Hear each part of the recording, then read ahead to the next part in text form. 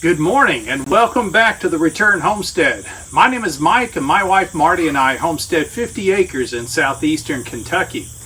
Today we're going to do a little bit of work on the back porch. We've had a staircase here at the end of the porch that was not in great shape when we moved in. It's undergone some transformation in that we've ripped it out to keep people from falling off of it. Now it's time to get busy rebuilding this area. We're going to start by laying a proper foundation for the staircase that's going in. We've got some concrete out in the barn. We're going to use that to dry pour a slab here right at the end of the porch that will support the stairs, keep them stable and steady. Then we'll be able to attach the stairs to the porch. We're going to reuse the stairs that we took off of the studio when we were working out there. Why don't you come around this side? Let's take a look at the project and see what we need to do.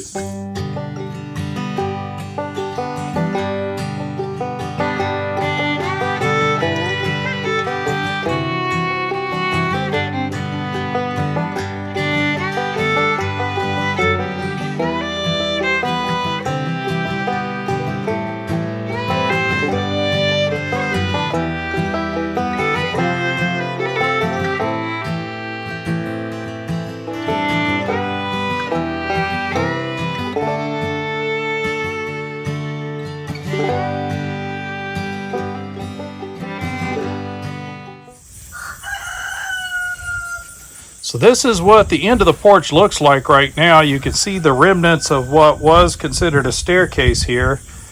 And that staircase consisted of railroad ties stacked one on another.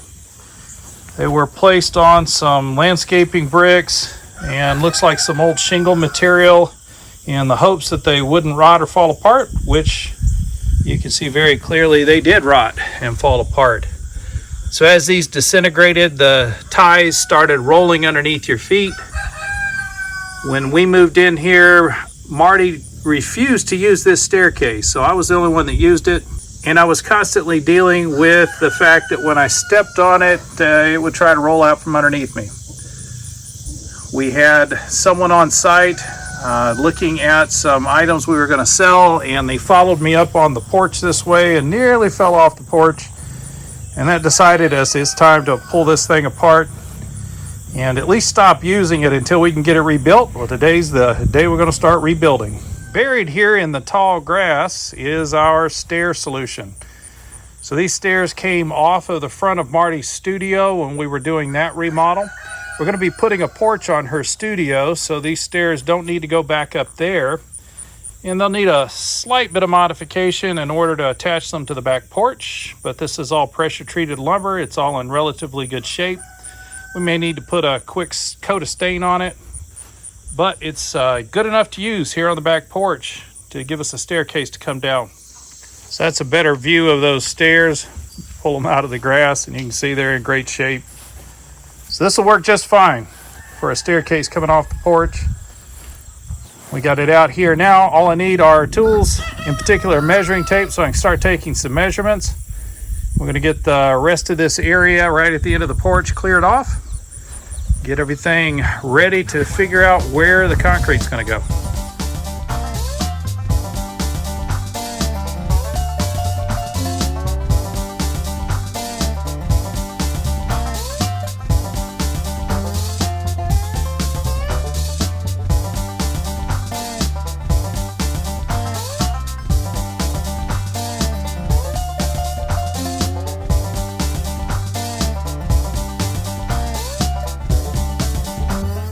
So we got the area all cleared off. Now it's time to start taking some measurements. I need to find out just how I need to adjust the staircase so that it will fit into the space. We also need to know how far we need to dig down before we put in a concrete slab. We want to lay in at least 1.5 inches of concrete. I know that sounds pretty thin, but we are using a dry pour technique that we've seen done online, and it seems to do just fine at about 1.5 inches. There may be some areas that are a little bit thicker, but for the most part, we're going to try to stick with that 1.5 inch thickness. So we got the area all cleaned off. Now it's time to start taking some measurements, figuring out what we need to do to modify the stairs in order for it to fit in this space, plus how much of this ground do we have to take down in order to get the slab to the right level to support the bottom of the stairs. So the stairs will be supported up top by just attaching it directly to the porch. And then on the bottom, we'll have them nice and firm on a concrete base. I'm also going to try to fill the space up with the concrete to keep weeds from growing up through the stairs. If we can accomplish both those things, secure the bottom of the stairs and keep the weeds from growing up, that'll make this a much cleaner place to go up and down off of the porch. Now the stairs are only 72 3/4 inches wide. We've got a 95-inch wide porch, so I'm going to cheat them to the outside to keep them away from the wall of the house. And that'll also leave us an area right along the wall where we could either do some decorative plantings, or because it gets plenty of shade, might be a great place to grow lettuce throughout the year. So we're going to shift them down this way. And then, sorry folks, it's time to break out the high school algebra. We need to use rise over run to figure out exactly how tall these stairs are from top to bottom. So I'm just measuring each one of the risers, and then I'll add the thickness for the top tread. So with that simple little bit of math, simply adding up all of the heights of everything on the staircase, we know that the staircase will stand 19 inches from the lowest point on the stairs to the top of the top tread. We want to make sure that the top of the top tread matches exactly with the porch. If there's any kind of a lip there, that's a great place to trip. So I want to make sure we get it perfectly level and even with the top edge of the porch. So that means on that side, where we're only 16 1/4 inches off the ground, we're going to have to take off quite a bit of dirt. We are 19 1/4 inches on this side, so we're pretty close. We'll be able to shift the dirt this way. And then I just need to account for the 1.5 inches of concrete that we want to put down here on the ground to make sure that we get the slab located correctly, to make sure that the stairs end up at the top of the porch. And it's shovel time. We've got to remove enough dirt to be able to get the slab in here. So we're just going to keep digging down and using a level to make sure we're keeping everything nice and even.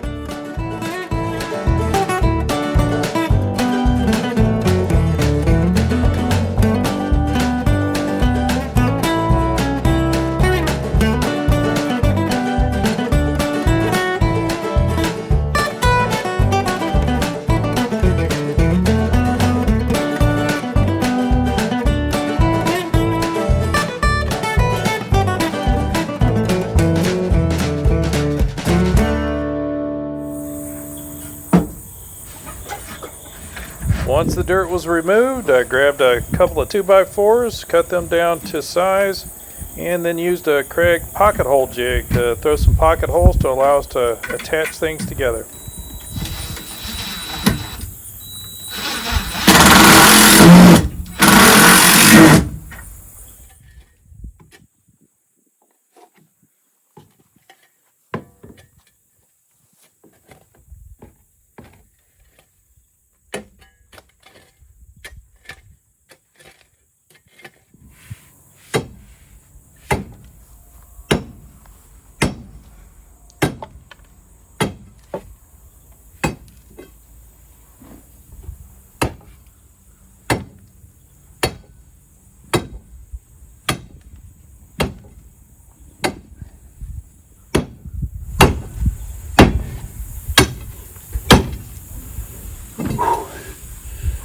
Yes, if you have an air hammer, this is a lot easier to do. Sometimes you just gotta muscle up and get it done. I do not have a jackhammer on site, and I'm not about to go rent one for such a small job.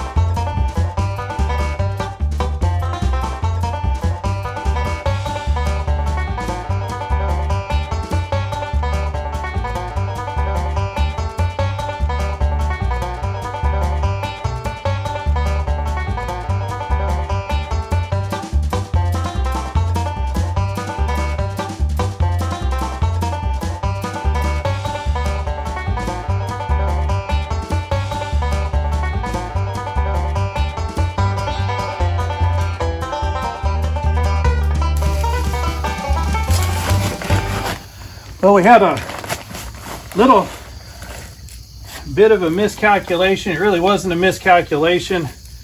It was a failure to check supplies before we got started. Several of the 80-pound bags of concrete I was dependent on were already hardened in the sacks out in the barn. So I had to make a run down to Lowe's, get a couple more 80-pound sacks. Now we got plenty of concrete to finish up here. We've lost our sunlight, but we're committed here now, so we're just going to keep going until we got her done. Making sure I've got enough on here to fill in these last few holes. Scrape this off and get it with a paint roller. Smooth it out a little bit. Let me get it.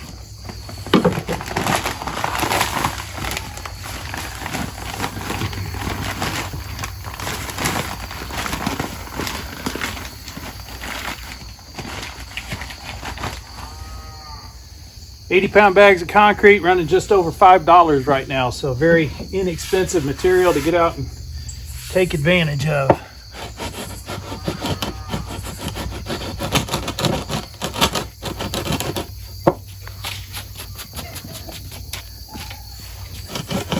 So we're having a little bit of difficulty setting this edge of the slab. We followed some instructions that we saw online on how to do a dry pour slab like this, and the video we were going off of used the 2x4s in a horizontal position like this so that we only end up with an 1.5 inch thick slab, which is a great idea, except that when you're trying to screed over the top of 3.5 inches of wood, it's really hard to do. I would recommend, if you're going to set a form, don't leave yourself more than 1.5 inches of board. To screed across the top of this is a whole lot easier than this entire surface.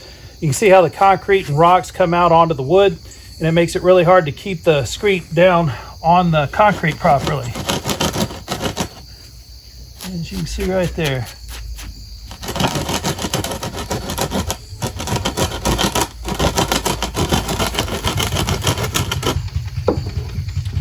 Another problem with setting the boards this way is if you have any kind of a twist in the board like we do this outside edge, then you really don't have a flat surface to screed across because this edge is kicked up a little bit. And that's why we're having a difficult time setting this one.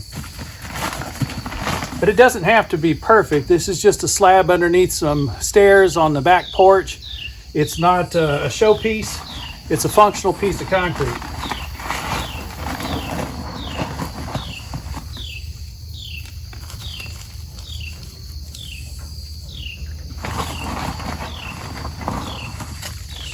Fill in these last few holes.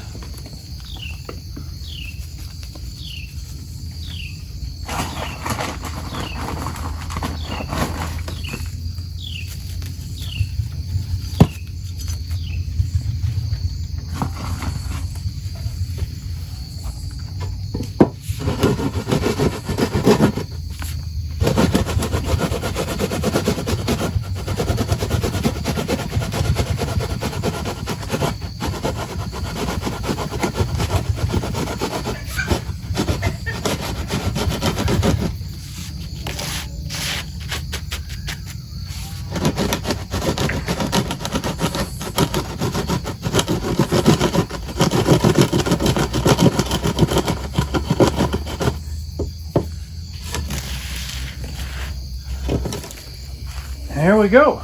All that's left to do is to put a finish on this with a paint roller. It's up on the porch.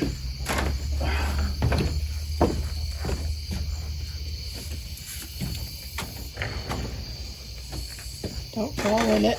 Right. That would not be good. Yeah, a little chicken footprint's not that big a deal, but a human body footprint, that would be something sight different.